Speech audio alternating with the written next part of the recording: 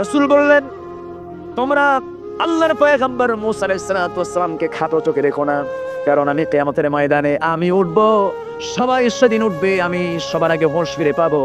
হোশ ফিরে পেয়ে দেখতে পাবো আমার ভাই মূসা আল্লাহর আরশ ধরে আছে। যেরকম সুবহানাল্লাহ। রাসূল আরেক রাসূলকে খাটো চোখে দেখলেন না। যত গন্ডগোল করে ছোট নেতারা, যেরকম ঠিক কিনা, ছোটরাই সবাই গন্ডগোল করে।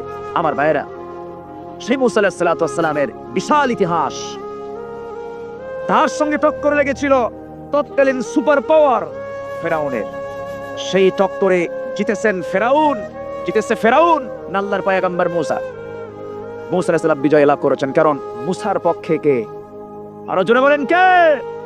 আচ্ছা, ফেরাউন কিন্তু মূসা আলাইহিস সালামের জন্ম হয়ই নাই, সেই সময় কিন্তু আইন পাশ করলো লিখিত আকারে, ইউযাববিহুনা আবনাআকুম, ছেলে সন্তান সব জবাহ করো, মেয়ে সন্তানগুলোকে জীবিত রাখো। আইন করলো, লাখ লাখ ছেলে সন্তান মেরে ফেলে দিল ফেরাউন। ওই আইন জারির ভিতর দিয়েই মূসা আলাইহিস সালাম চলে এলেন তার মার পেটে। সন্তান সম্ভবা মূসা আলাইহিস সালামের মা টেনশন করছেন যে সন্তান হলেই তো ফেরাউনের লোকজন এসে আমার সন্তানকে জবাহ করে শেষ করে দেবে, কি করা যায়, খুব টেনশন। কিন্তু টেনশন দূর করে দিলেন কে? আল্লাহ রাব্বুল আলামিন বলেন, ওয়াআওহাইনা ইলা উম্মি মূসা আন আরদিঈহি ফাইন খিফতি আলাইহি ফাআলকিহি ফিল ইয়াম্মি ওয়ালা তাখাফি ওয়ালা তাহজানি। হে মূসার মা, তুমি কোনো টেনশন করো না, তোমার সন্তান ডেলিভারি হয়ে যাওয়ার পরে যেটা আশঙ্কা করো, সন্তানকে আস্তে করে তুমি দরিয়ায় ভাসিয়ে দেবে, আমি তোমার সন্তানকে আবার তোমার কোলে ফিরাইয়া দেব। ফিরাইয়া দেন নাই? ফিরাইয়া দিয়েছেন। নদীতে ভাসতে ভাসতে চলে গেল, নীল নদে ভাসতে ভাসতে চলে গেল, ভাসতে ভাসতে গিয়া সেই কি বলে বাক্সটা আস্তে আস্তে ভাসতে ভাসতে গিয়ে এমন জায়গায় থেমে গেল। আল্লাহর তৈরি করা সেই কাঠের বাক্স সুন্দর করে ভাসতে ভাসতে গিয়ে এমন জায়গায় থেমে গেল, যেই জায়গায় রাজরানী ফেরাউন পত্নী আলাইহিস সালাম গোসল করার জন্য ঘাটে নেমেছেন। গোসল করবেন, কাকে যেন সামনে দেখতে পেলেন, সুন্দর কাঠের বাক্স আস্তে করে টেনে আনলেন, হাত লাগায় দিলেন, আস্তে করে খুলে গেল। দেখতে পেলেন এমন সুন্দর চেহারা, যেন আকাশের চাঁদ ধরা পড়ে গেছে। সুন্দর মিষ্টি চেহারা কোলের মধ্যে উঠা নিলেন, আর মনে মনে চিন্তা করলেন, আসিয়া, আমার জীবনে কোনো ছেলের সন্তান জোটে নাই, যেমন করি হোক এই সন্তানকে আমি মারতে দেব না, এই সন্তানকে এই রাজ দরবারে আমি যেমন করি হোক বড় করব। যেরকম সুবহানাল্লাহ।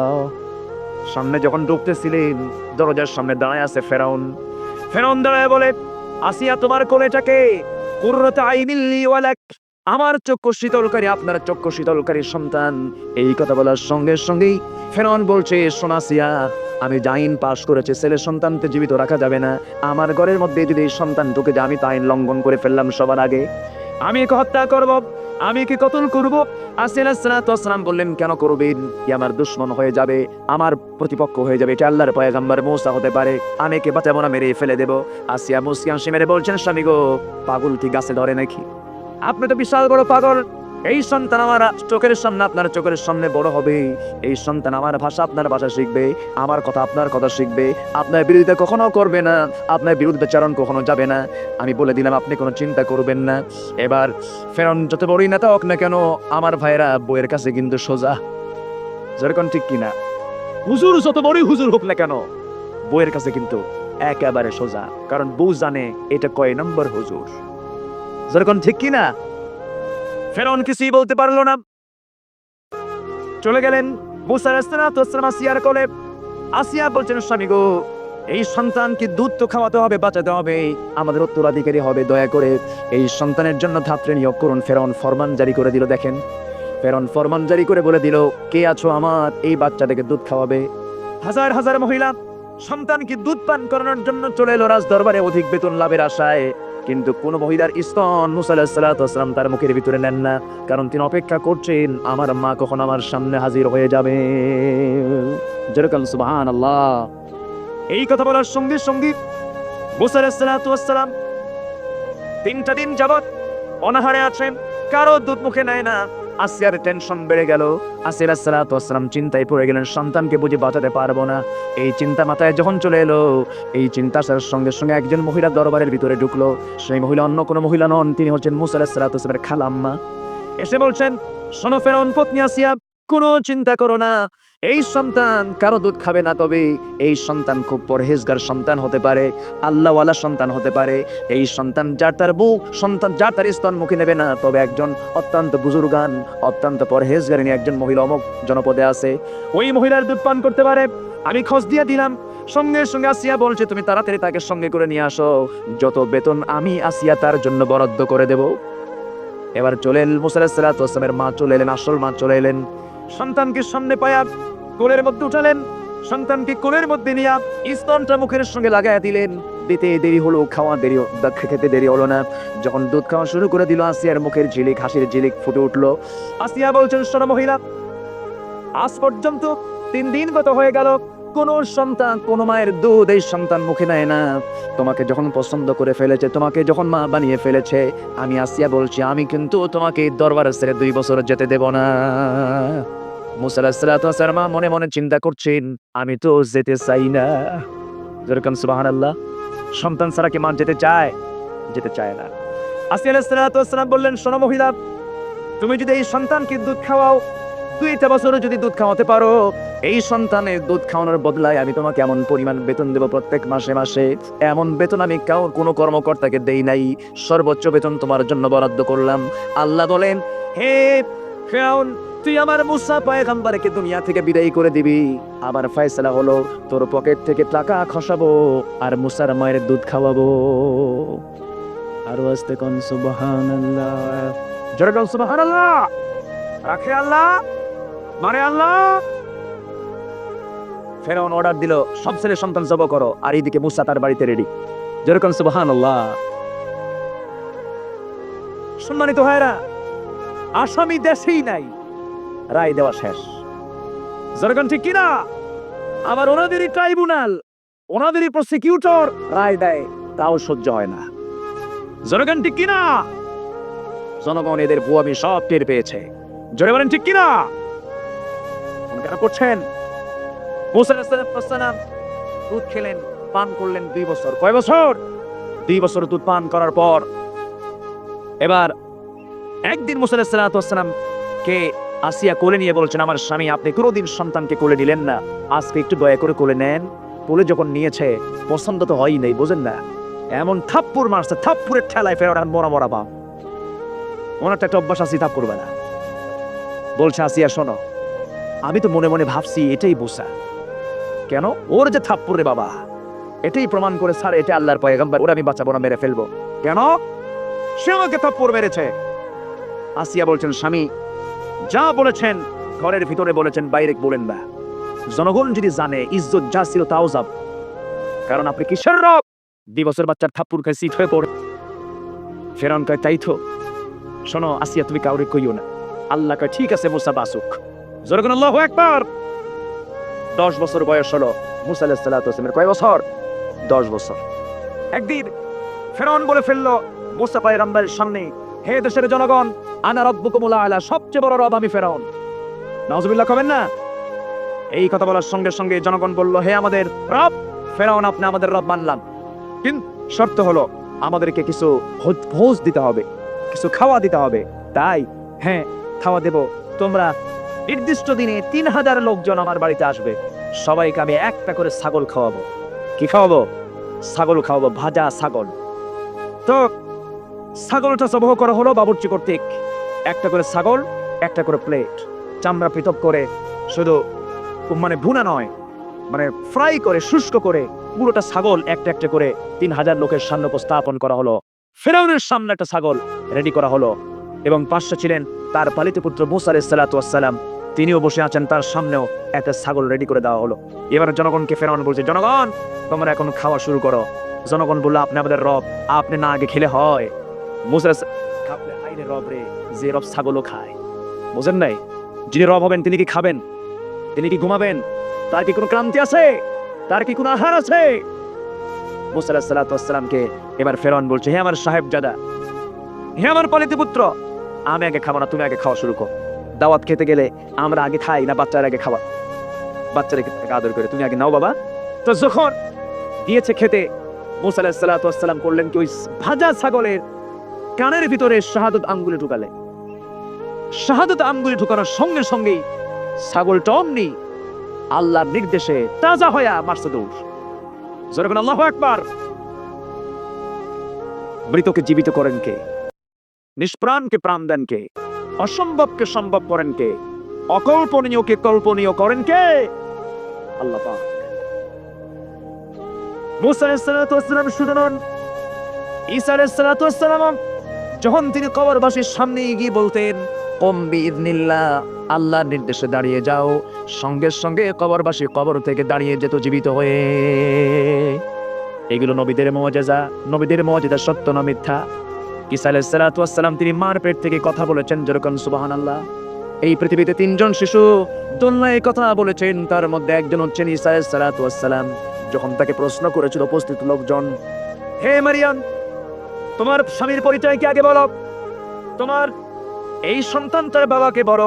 সঙ্গে সঙ্গে ঈসা আলাইহিস সালাতু ওয়াস সালাম দোলনায় ছিলেন, 3 দিনের বাচ্চা। তিনি বললেন ক্বালা ইন্নী আবদুল্লাহি আতানিয়াল কিতাব ওয়া জাআলানি নাবিয়্যা। হে উপস্থিত জনতা, আমার মাকে তোমরা অসতী বলো না। আমার মা হলেন নবীর মা। আমার পরিচয় হলো আমি আল্লাহর পয়গম্বর। আল্লাহ পাক আমাকে নবী করে পাঠিয়েছেন, আর আল্লাহ পাক আমাকে ইনজিল কিতাব দান করেছেন। যেরকম সুবহানাল্লাহ। বয়স মাত্র 3 দিন। কয় দিন? 3 দিন। 3 দিনের বাবা, 3 দিনের দিনে তিনি জানতেন তিনি আল্লাহর পয়গম্বর ঈসা আলাইহিস সালাতু ওয়াস সালাম। এরকম করে মুসা আলাইহিস সালাতু ওয়াস সালাম যখন কানের মধ্যে নখটা ঢুকালেন, সঙ্গে সঙ্গে ছাগলটা তাজা হয়ে দৌড় মারলো। একটা ছাগল দৌড় মারলে হতো, সেই ছাগলটা যখন দৌড় মারা শুরু করেছে, সবার সামনে 3000 ছাগল ছিল, সব ছাগলগুলো দৌড় মেরে দরবার ছেড়ে মারছে দৌড়। জোরে করে আল্লাহু আকবার। সবার পেট ফাঁকা, সবাই তো অনাহারে আছে। সবাই বলছে ফেরাউন তুমি দিলা ভাজা ছাগল, আর তোমার সন্তান করে দিল তাজা ছাগল, তোমার চাইতে তোমার সন্তানই বড়। জোরে করে আল্লাহু আকবার। ফেরাউন অপমানিত হলো। ফেরাউন অপমানের গ্লানি সহ্য করতে না পেরে আস্তে করে দরবার থেকে মাথা নিচু করে নিম্নগামী হয়ে সে চলে গেল। আর মুসা আলাইহিস সালাতু ওয়াস সালাম মনে মনে চিন্তা করলেন এমনি তো আমার দেখতেই পারে না, আর চোখে তাকায় আজকে যে কি হবে আল্লাহই জানে। চলে গেলেন মা সিয়ার কোলে গিয়ে বলছেন, মা শোনো, আমার মনে হয় আজকে বাঁচার কোনো উপায় নেই। কেন? মরা ছাগল তাজা হয়ে গেছে। সুবহানাল্লাহ। খাবেন? মরা ছাগল তাজা হয়েছে কেমনে বাবা বলো তো? দেখেন আমি তো টেরও পাইলাম না, কানের মধ্যে নখ ঢুকালাম আর অমনি তাজা হয়ে। ফায়সালা কা আল্লাহ পাকে। মুসা আলাইহিস সালাতু ওয়াস সালাম সামনে মার কোলে দাঁড়ানো, মার কোলে বসে আছেন। এদিকে ফেরাউন তো প্রচন্ড মেজাজি ছিল, বিশাল ফিগার ছিল, বুদ্ধির বেলায় জিরো। যত বুদ্ধি সব হামানের। অফিরাউনা ওয়া হামানা। বুদ্ধি হলো হামান আর বডি হলো ফেরাউন। দেখেন না আজকের কিছু কিছু নেতা আছে বিশাল বডি, দেখে মনে হয় ওয়াসগুবি আলাইহিস সালাম, বুঝেন নাকি? বিশাল কিছু কিন্তু ভিতরে ফাঁকা। তো ফেরাউন ছিল বিশাল দেহ, সুন্দর চেহারা ছিল, বডি দিয়াই সে তার জীবন চালিয়েছিল 1600 বছর। কত বছর? 1600 বছর। কিন্তু ব্রেন ছিল হামানের। তো ফেরাউন বলল, সোনাসিয়া, তোমার সন্তান আজকে যে কাজটা করছে আমি নিশ্চিত এটাই আল্লাহর পয়গম্বর মুসা। কেন? কি হয়েছে? আরে মরা ছাগল তাজা করছে। আল্লাহু আকবার। আসিয়া বলছেন, আমার স্বামী এই গুণটা কি খারাপ না ভালো? ফেরাউন বয় ভালো। ফেরাউন বলল ভালো। যদি ভালো হয় আপনি মারবেন কেন? কেন মারা যাবে, মারতেই হবে, কারণ এ আমার দুশমন হবে। এবার আসিয়া বলছেন, আমার স্বামী যদি এই সন্তানকে মারতে হয়, এইরকম সন্তান আরেকটা আমার সামনে হাজির করতে হবে, এরকম গুণাবলী সম্পন্ন। কারণ পৃথিবীতে যদি আপনি এরকম সন্তান পান, যে সন্তান একটা মরা প্রাণীর কান ধরে টান দিলে তাজা হয়, এরকম সন্তান যদি আপনি পান, তাহলে ওই সন্তান হাজির করেন, এই সন্তানকে মেরে ফেলেন। ফেরাউন বলে, এটা তো সম্ভব না। যদি এটা সম্ভব না হয়, এই সন্তানকে আমি মারতে দেব না। এটাকে আমারও দরকার আছে, আপনারও দরকার আছে। কেন? আপনি ফেরাউন, আপনি যখন মারা যাবেন, আপনার মারা যাওয়ার পর এই সন্তান যখন আপনার মরা কান ধরে যখন টান দেবে, আপনিও তাজা হবে। কি বুঝলে? আমার কথা কি বোঝা যেতেছে? আচ্ছা। ফেরাউন কয়, তাই তো, আমার তো এটা সেন্সে ছিল না। আমি মরে যাবো, আর আমার মারা যাওয়ার পর মরা কান ধরে এই সন্তান টান দেবে, আমিও তাজা হব। অতএব বাঁচুক। যেরকম সুবহানাল্লাহ। আল্লাহ কয়, ঠিক আছে, দরিয়ায় দেখা হবে। কোথায় দেখা হবে? দরিয়ায় দেখা হবে। রাখে আল্লাহ, রাখে আল্লাহ। আমার ভাইয়েরা, আলেমদের বিরুদ্ধে যে নির্যাতন নিপীড়ন শুরু হয়েছে, এই নির্যাতন নিপীড়নের রেজাল্ট খুব ভালো। বাংলাদেশের আকাশে এক ঘনমেঘ জমা হয়েছে, সেই পূর্ব গগনে, পূর্ব আকাশে সেই ঘনমেঘ বৃষ্টির মধ্য দিয়ে আকাশ ক্লিয়ার হয়ে যাবে। পূর্ব দিগন্তে যে সূর্য উঠবে, সেই সূর্যের নাম হবে ইসলাম। জনে বলেন ঠিক কিনা? সেই ইসলাম আল্লাহর জমিনে কায়েম হোক। সবাই চান? কারা কারা চান? দু হাত উঁচু করে দেখান।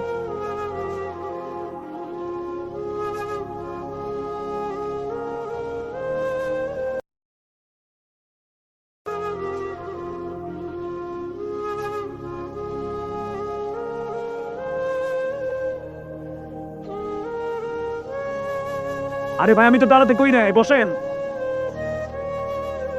হাত নামান। আমি তো দাঁড়াতে বলি নাই, দাঁড়ালেন কেন? কোমর লেগে গেছে নাকি? বসেন সবাই, জোরে বলেন আলহামদুলিল্লাহ। আমার ভাইয়েরা, আমার ভাইয়েরা, মাওলানা সাইদি নাম শুনেছেন তো? নাম শুনেছেন?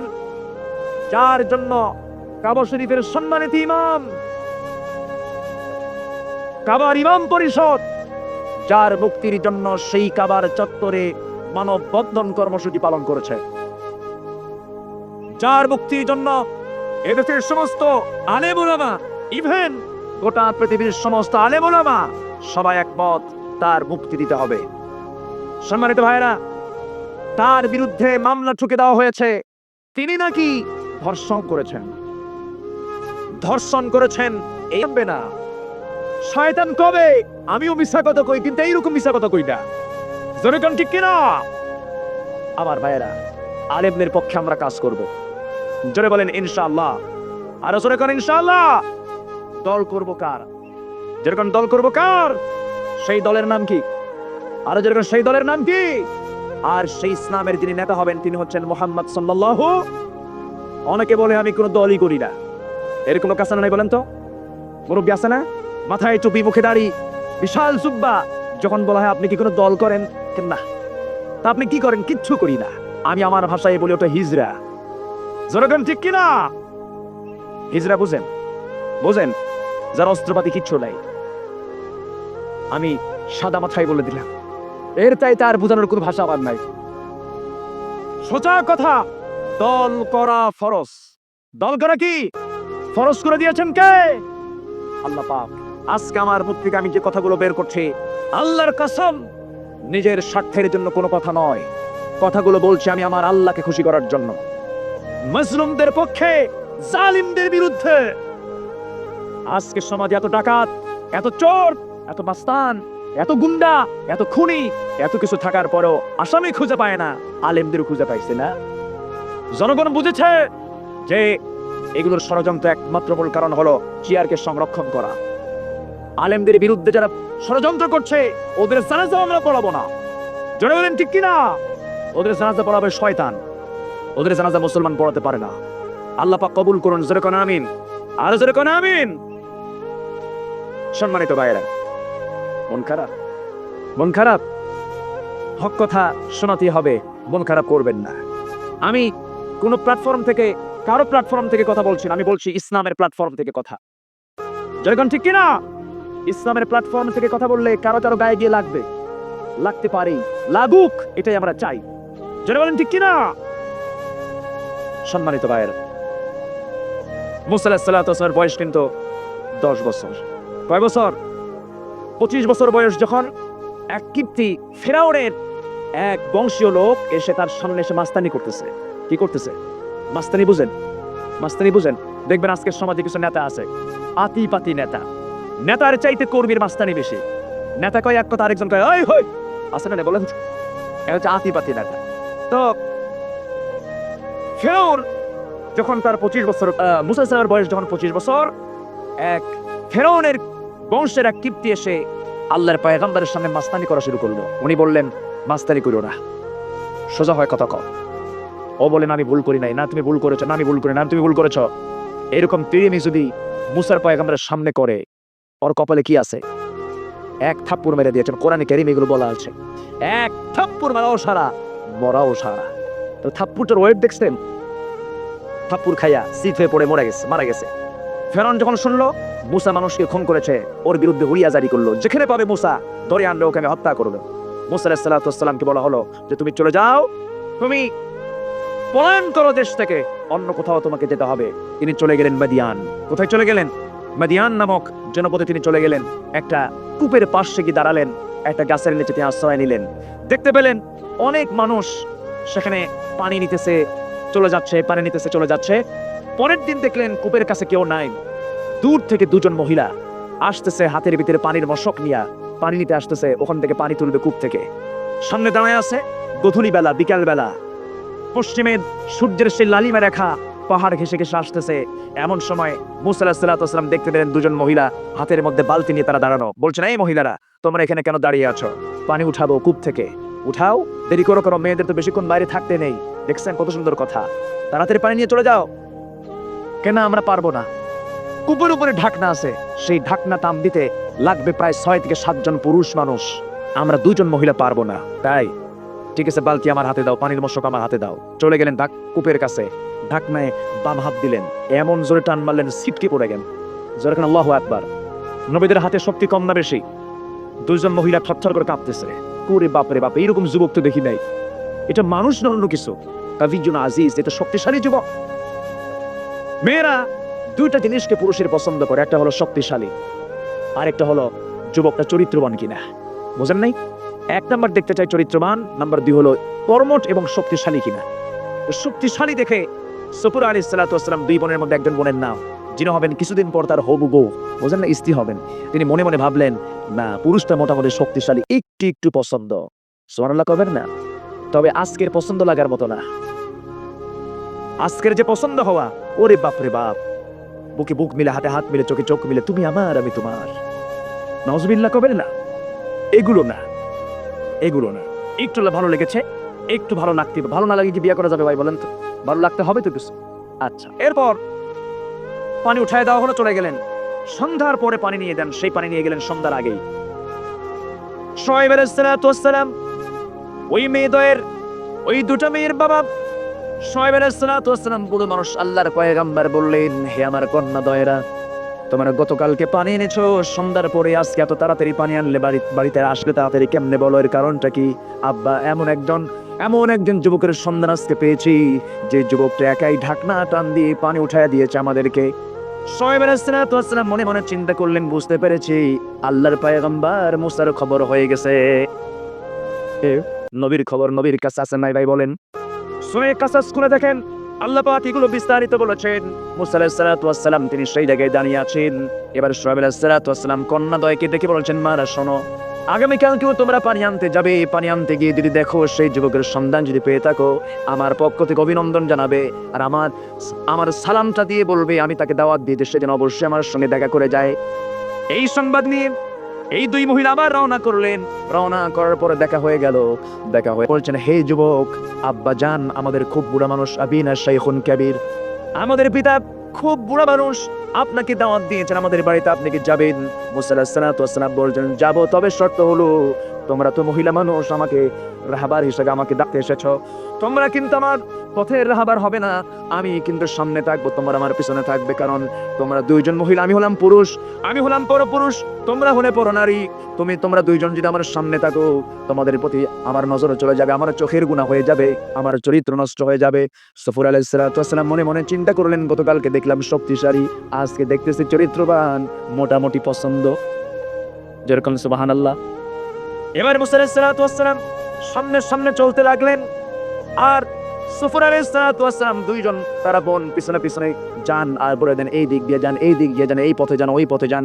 এইরকম করে বাড়ি পর্যন্ত যখন পৌঁছে দেওয়া হলো, আল্লাহর পয়গম্বরের সঙ্গে মুসা আলাইহিস সালাতু ওয়াস সালামের দেখা হয়ে গেল, অভিনন্দন হয়ে গেল। এরপরে কুশল বিনিময় হওয়ার পরে এবার মুসা আলাইহিস সালাতু ওয়াস সালামকে লক্ষ্য করে শুআয়ব আলাইহিস সালাতু ওয়াস সালাম বলছেন, হে যুবক, তোমার নাম তো মুসা। এবার মুসা আলাইহিস সালাতু ওয়াস সালাম বিস্ময় প্রকাশ করলেন, হতভম্ব হয়ে মনে মনে চিন্তা করলেন, এত দূরে আমার বাড়ি, আর এই লোকটা আমার নাম মুসা, এই লোকটা জানলো কেমনে? এবার শুআয়ব আলাইহিস সালাতু ওয়াস সালাম বলছেন, হে মুসা, তুমি মনে মনে কি চিন্তা করতেছো, ভাবতেছো আমি তোমার নামটা জানলাম কেমনে? এই জানার মূল রহস্য হলো, আমি কিন্তু সাধারণ কোনো মানুষ নই, আমি হলাম আল্লাহর পয়গম্বর শুআয়ব আলাইহিস সালাতু ওয়াস সালাম। জোরে কোন সুবহানাল্লাহ। হে মুসা, শুধু তোমার এতটুকুই জানি না, তুমি কেন এসেছো, কি কাজটা করে এসেছো তাও জানি। তুমি কিন্তু একজন মানুষকে থাপ্পড় মেরে খুন করে এই জায়গায় আসছো, বুঝেন? এই খবরও জানি। উনি আরো শিহরে উঠলো তার গা, এই খবরও জানে।